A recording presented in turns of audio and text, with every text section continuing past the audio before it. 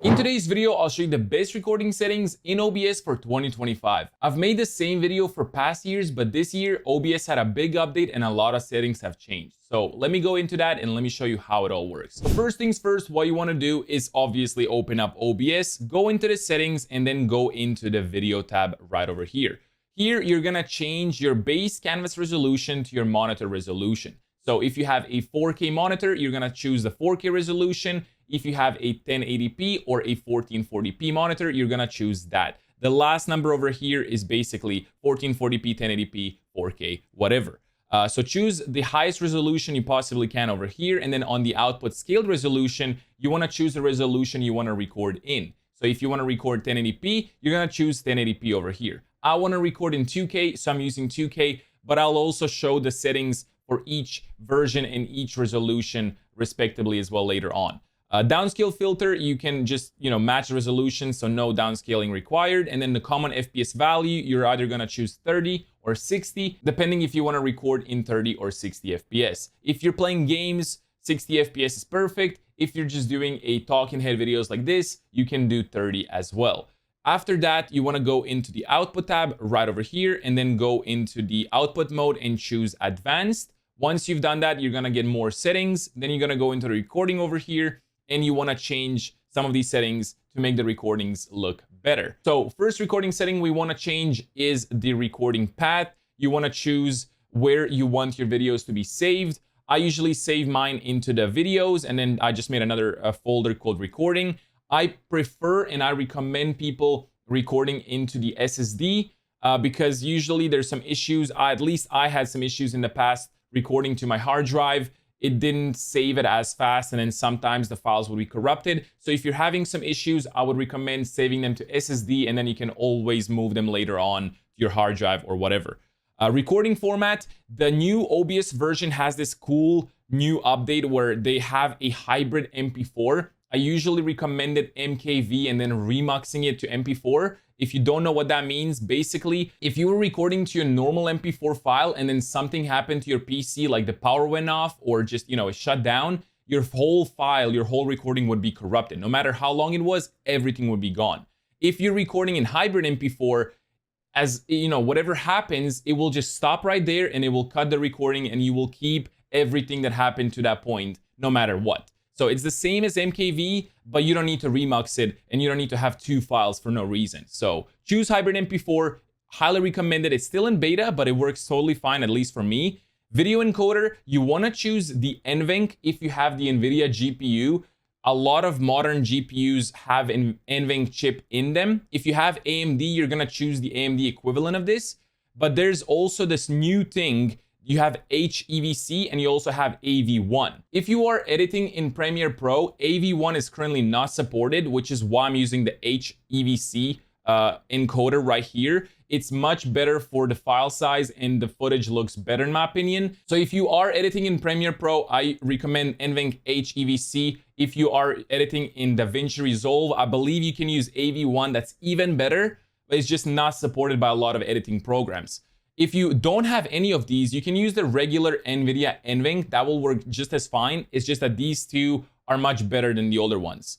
I do not recommend going H.264 as that will use your processor and it's much more complicated. I have other videos on those settings if you have a lower end PC. Audio encoder, you want to keep the default, which is FFmpeg. And then the audio tracks, I'm gonna go over those later on. You can basically split your microphone and your desktop audio and your music, so you can edit them in separate tracks, and it's much better to, just cut some things out if you need to. So we're gonna go over that in just a bit. You're gonna keep everything else as is, and then on the bottom, on the encoder settings, if you are using NVENC, you're gonna see recording settings like this, or encoder settings like this. Array control, you're gonna choose constant QP, which is basically the old CQP setting that was in the older OBS versions. So depending on the recording resolution, you wanna go from 16 to 22. That's the recommended number. 16 will be the best quality, but the file size will be massive. And then 22 will look okay, but the file size will be smaller. So you're gonna choose either the file size or the quality depending on what you want. If you are doing a talking head video, I found 19 to be just as good, and this is on 1440p. If you wanna do like 4K, you can go down to 17 or so. And then if you're recording 1080p, you can choose 19 even for gaming, because that will look just as fine. So keep it like 16 to 20 in a good range. If you're struggling with the file size or just like lags, you can go up to 22. That will look just as good. Keyframe interval, you can keep this on 0, as that will just automatically adjust to its needs. Preset, you can choose this from P5 to P7. You know, if you have a better PC, you can always go P7. It will be a better quality, but it will obviously require more PC resources. If you're struggling even with P5, you can lower it down to, you know, even P1, but keep in mind, you will lose the quality of your recording. On multipass mode, you want to go 2 passes quarter resolution. I don't really recommend going above that, as it doesn't really change much of the quality, but it does use more PC resources. Profile, you want to keep it main, and then look ahead on, adaptive quantization on, B-frames 2, and then everything else, keep it as I have it right over here. That will be just as good, and the quality will be superb. And if you want to go to audio, over here, you can change the audio bitrate to the highest bitrate, which is 320. You can keep it for all the tracks. And that will not use too much of your PC resources, but it will improve the audio quite a bit. Now we want to go to the audio tab. You want to choose your desktop audio and your microphone. First, you want to choose your speakers or your headphones in the desktop audio tab. And then on the microphone, you want to choose your microphone. Everything else, keep it as is. You want to choose the sample rate as 48 kilohertz if it's not already chosen. I believe that's default.